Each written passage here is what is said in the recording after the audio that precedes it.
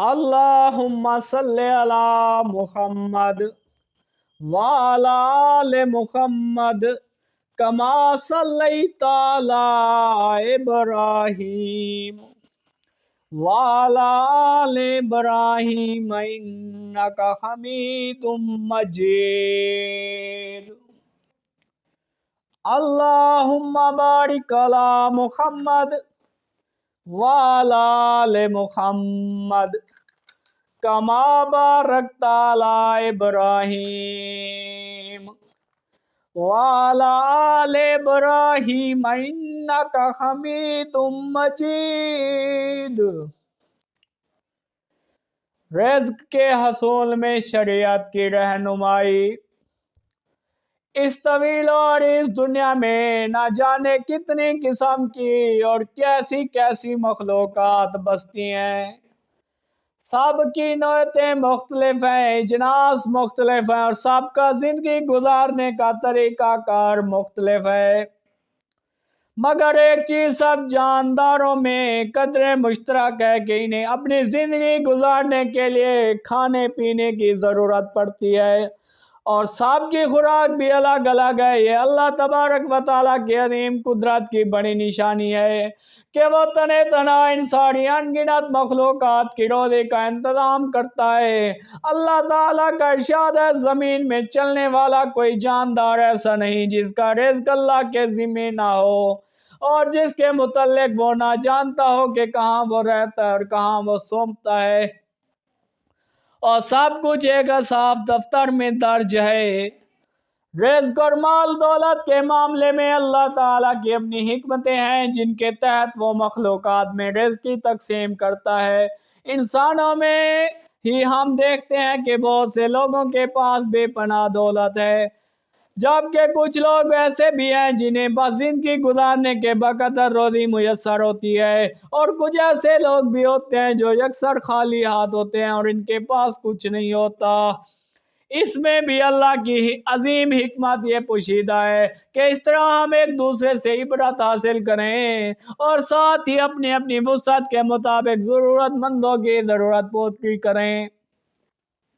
اور اس ضرورت پوری کرنے میں دلچسپی کا مظاہرہ کریں۔ اللہ تعالیٰ کسی مطمول بندے کو ایک دوسرے نادار محتاج بندے تک روزی پہنچانے کا ذریعہ بھی بناتا ہے۔ ارشاد باری تعالیٰ ہے، آسمانوں اور زمین کے خزانوں کی کنجیاں اسی کے پاس ہیں، جسے چاہتا ہے کھلا رزق دیتا ہے اور جسے چاہتا ہے نباتولہ دیتا ہے، اور اسے ہر چیز کا علم ہے، اور آسمان میں ہی ہے تمہارے رزق بھی اور وہ چیز جس کا تم سے وعدہ کیا جا رہا ہے۔ اللہ کے نبی صلی اللہ علیہ وسلم نے مسلمانوں میں یہ عقیدہ راسخ کیا ہے کہ رزق کی تمام ذمہ داری اللہ اور خالق کائنات کے سپرد ہے، اور اسے اپنی ہر مخلوق اور ہر ضرورت مند بندے کی ضرورت کا مکمل علم ہے۔ اس لیے بندے کو تنگ دستی میں مایوس نہیں ہونا چاہیے، بلکہ تقویٰ، پرہیزگاری اور اپنے رب کے اطاعت و فرما برداری کرتے ہوئے رزق کی تلاش میں لگنا چاہیے۔ حضرت جابر بن عبداللہ رضی اللہ تعالیٰ عنہ فرماتے ہیں کہ رسول اللہ صلی اللہ علیہ وسلم نے ارشاد فرمایا، اے لوگو تقویٰ اختیار کرو، خوش اسلوبی سے رزق طلب کرو، بلا شبہ کسی انسان کو اس وقت تک موت نہیں آ سکتی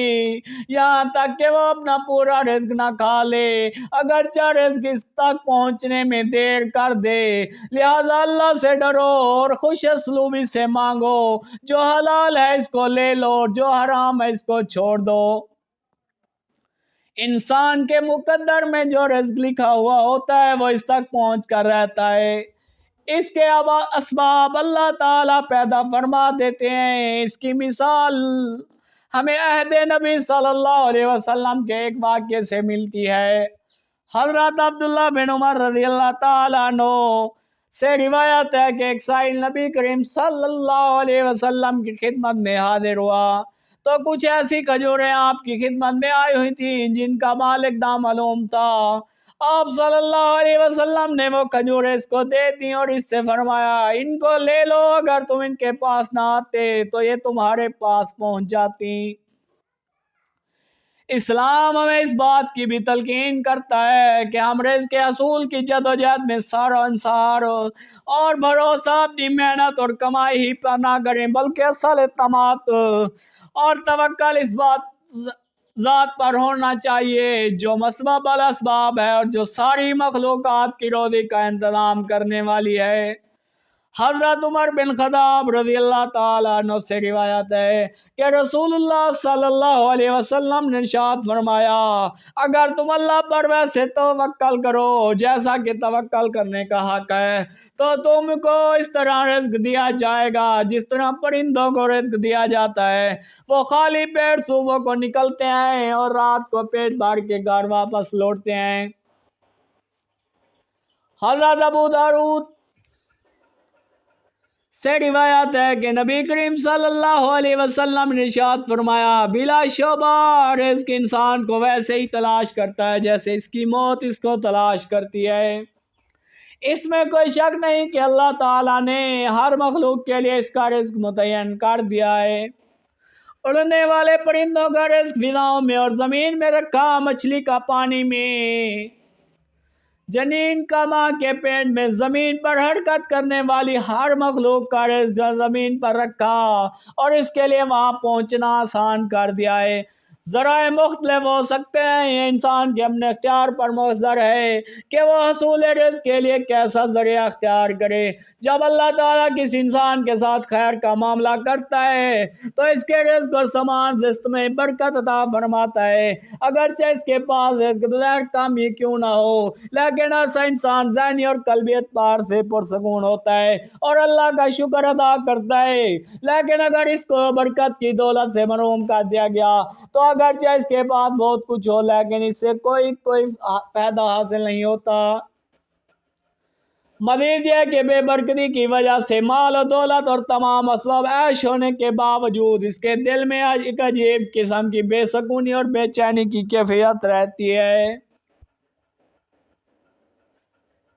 یہ ایمان کے مبادیات کا حصہ ہے کہ ایک مسلمان اپنے دل میں اس بات کا پختہ یقین رکھے کہ اس کے حصے کا رزق طے شدہ اور لکھا ہوا ہے۔ اس سلسلے میں حدیث میں تفصیلات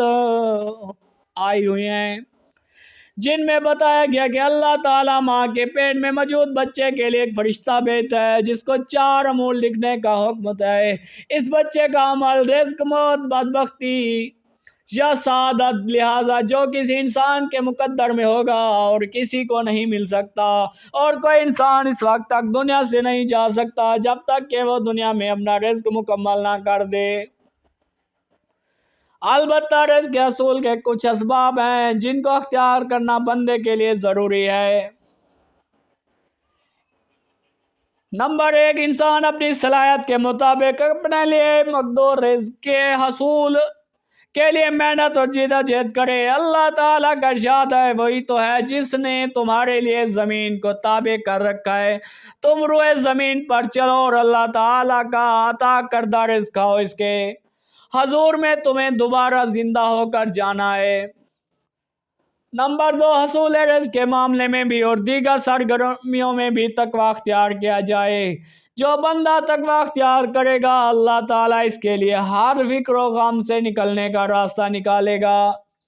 ہر مشکل سے اس کو نجات دے گا اور اسی کو ایسی جگہ سے رزق دے گا جہاں سے اس کا وہم و گمان بھی نہیں ہوگا۔ اللہ تعالیٰ کا فرمان ہے، اور جو تقویٰ اختیار کرے گا اللہ اس کے لیے پریشانی سے نکلنے کا کوئی راستہ پیدا فرمائے گا،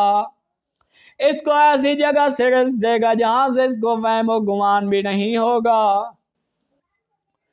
اپنی حیثیت اور وسعت کے مطابق گھر والوں، رشتہ داروں، جان پہچان کے لوگوں کے ساتھ صلہ رحمی کرنا یہ رزق میں کشادگی کا ایک اہم ترین ذریعہ ہے۔ نبی کریم صلی اللہ علیہ وسلم کا ارشاد ہے، جس کو یہ بات پسند ہو کہ اس کے رزق میں کشادگی کر دی جائے اور اس کا ذکر اور اثر دیر پا رہے تو اس کو صلہ رحمی کرنی چاہیے۔ ضرورت مندوں محتاجوں کے ساتھ حسن سلوک کرنا اور ان پر خرچ کرنا اللہ تعالیٰ انفاق کرنے والوں کو اس کا بدلہ عطا فرماتا ہے۔ اللہ تعالیٰ کا ارشاد ہے اور تم جو خرچ کر دیتے ہو اس کی جگہ وہی تم کو عطا کرتا ہے، اور سب رازقوں سے بہتر رازق تو اللہ ہے۔ نبی کریم صلی اللہ علیہ وسلم نے ارشاد فرمایا، اللہ تعالیٰ فرماتا ہے اے ابن آدم خرچ کرو میں تم پر خرچ کروں گا۔ حصول رزق کے لیے تدابیر اختیار کرنے، اس راہ میں محنت و جدوجہد کرنے اور رازق کے حقیقی پر اعتماد توکل رکھنے کے ساتھ اللہ سے دعا بھی مانگتے رہنا چاہیے۔ رسول اللہ صلی اللہ علیہ وسلم یہ دعا کیا کرتے تھے، اے اللہ مجھے معاف فرما، مجھ پر رحم فرما، مجھے ہدایت دے اور مجھے رزق عطا فرما دے۔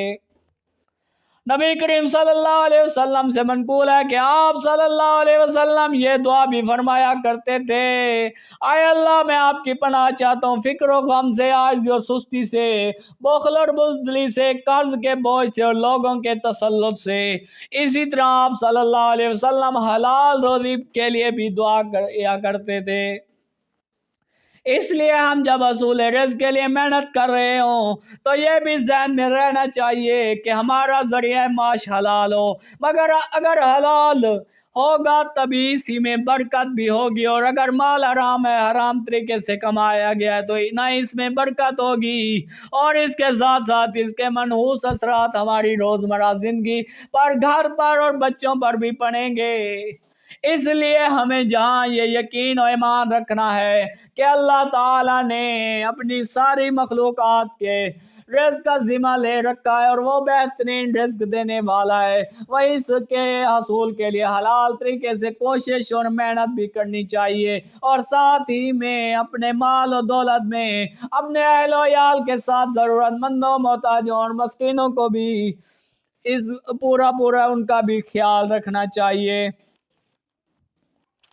امید کرتے ہیں آج کی ویڈیو آپ کو پسند آئی ہوگی۔ اگر ویڈیو پسند آئی ویڈیو کو لائک کریں،